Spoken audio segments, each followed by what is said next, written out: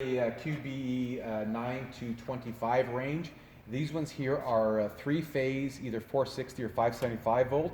So on initial startup, there's a couple of things that you need to look for. The first thing is to make sure that the wiring is correct because of three-phase. If you turn on this main switch, you want to make sure you have both those lights lit up. If those lights are lit up, the phasing is correct. If one of those lights is off, that means the phasing is not correct and the unit will go into alarm. We won't be able to start it. So the phasing is correct, so we know this unit's good. Next thing we'll check is just the water level. Our plumbing's all done, but we want to make sure that the water level is at least this point here. If it's below this, we have a water level sensor in the tank. If it trips, you're going to get a flow alarm. And then, so basically everything looks good so far. We'll turn the main switch on. And now we're ready to go. So we can turn the controller on by pushing the power button, holding it for a couple seconds. Right away we have a an FTC alarm, RTC, right? Relative time code alarm. And basically you just have to set the time and code. We'll do that in a minute, just to turn it off for a second. But we want to make sure that the pump is pumping and we don't have any air in the pump. So right now we're making pressure, so we're good. Right now the compressor just started up, which is good. We see the light there. Now we're just going to wait for the fan to come on.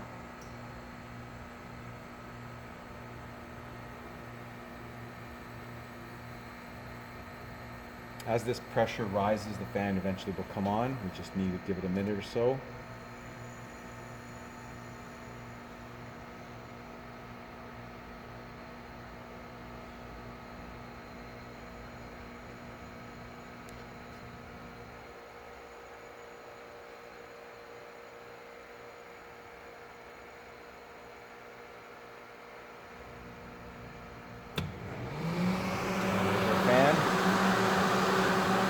So now, on the first startup, we want to set the RTC relative time code. So we'll just push the menu button, scroll down to RTC, hit set, and then now we can set it. Day, hour, minute, and then just to back out, just push the power button. If you want to set the temperature, you just push the set. We can set it to whatever we want, 25, 12.5, 13 degrees, hit set.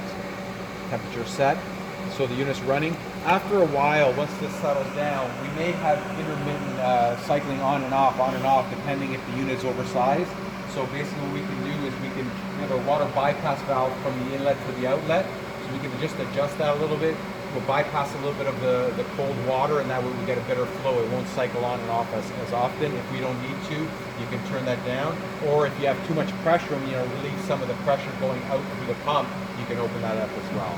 But usually just keep it closed. Once a month you should blow the condenser, keep all the dust off it, whatever, so that the fan doesn't overheat, and then you're good to go.